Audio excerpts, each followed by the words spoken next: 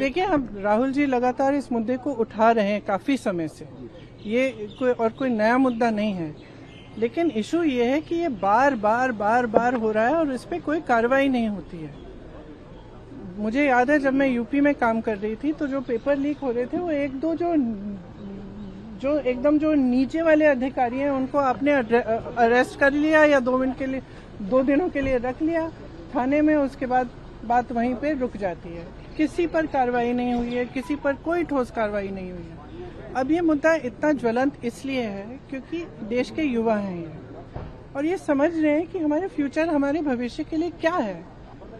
हमारे माँ बाप लोन लेकर मुश्किल से हमें पढ़ाते हैं, हम लोग स्ट्रगल कर रहे हैं। वो ये कह रहे हैं ना, वो कह रहे हैं कि हम स्ट्रगल कर रहे हैं, हमारे लिए इतना मुश्किल है। आप कोचिंग सेंटर्स को देखिए, मैंने बहुत सारे देखे, और कोचिंग सेंटर्स में जाइए और कोई भी माँ बाप जानता है, मतलब किसी भी लेवल का, किसी भी सोसाइटी में आप जानते होंगे आपके बच्चे जब पढ़ते हैं तो कितना टेंशन होता है, कितना जब एग्जाम होता है कितना टेंशन होता है। एज इट इज इतनी मुश्किल परिस्थिति है, ऊपर से आपने जॉब्स क्रिएट नहीं किए हैं इतने समय से, तो बच्चा अपने फ्यूचर को देख रहा है, कह रहा है कि मतलब मेरे फ्यूचर में फिर है क्या, मैं स्ट्रगल ही करते रहूं। मैं कह रही थी इंग्लिश में, मैं कह रही थी कि मैं कुछ ऐसे बच्चों से मिली थी जब मैं यूपी में काम कर रही थी, जो 26 साल के, 27 साल के, 28 साल के बच्चे कह रहे हैं हमारी तो शादी भी नहीं हो रही है, हम कुछ कर नहीं पा रहे हैं, हम इंतजार कर रहे हैं कि हमारी नियुक्ति की लिस्ट आएगी, पेपर लीक हो जाता है, हम एग्जाम देते हैं, कुछ पता नहीं चलता, उसके बाद फिर हम दोबारा देते हैं। तो मतलब ये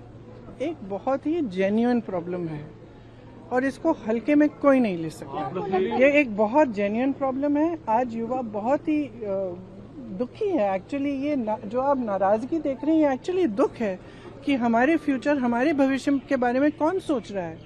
और इनकी सिंपल सी चीज है, आप प्रधानमंत्री हैं, आपकी जिम्मेदारी है, ये युवा हैं, हम सब इस सदन में रोज आते हैं, आप ना तो यहाँ पे आप चर्चा करना चाहते हैं, ना ऑपोजिशन को आप पॉइंट उठाने देते हैं, आप डिस्कस नहीं करना चाह रहे हैं। ये सदन है किसका? ये उन्हीं युवाओं का है ना जिसको आप रोक रहे हैं बाहर, जिन पर आप लाठीचार्ज कर रहे हैं, जिन पर आप आंसू गैस चला रहे हैं। ये तो मतलब ये सदन ही उनका है, हम सब यहाँ हैं, किसने हमें यहाँ रखा है? उन्होंने ही रखा है। तो उनकी बात तो सुन ले, उनकी बात तो सुन ले। Prime minister Modi anti youth है, बिल्कुल एंटी यूथ है। देखिए, एंटी यूथ है, एंटी गरीब है, एंटी किसान है। अब 12 साल हो गए, हम सब देख रहे हैं ना, किसान आंदोलन कर रहे हैं, आप उनपे दमन कर रहे हो, अब बच्चों पे दमन कर रहे हो। बच्चे हैं, सुन लीजिए इनकी बात, क्या होने जा रहा है। अगर इनकी बात शांति से सुन लें, आप मंत्री जी की जिम्मेदारी है, उनसे रिजाइन करवाइए। देखिए, एक जमाना था जब मंत्री जिम्मेदारी लेते थे। मुझे याद है एक ट्रेन का एक्सीडेंट हुआ था शायद 80s में, अगले दिन उन्होंने इस्तीफा दिया।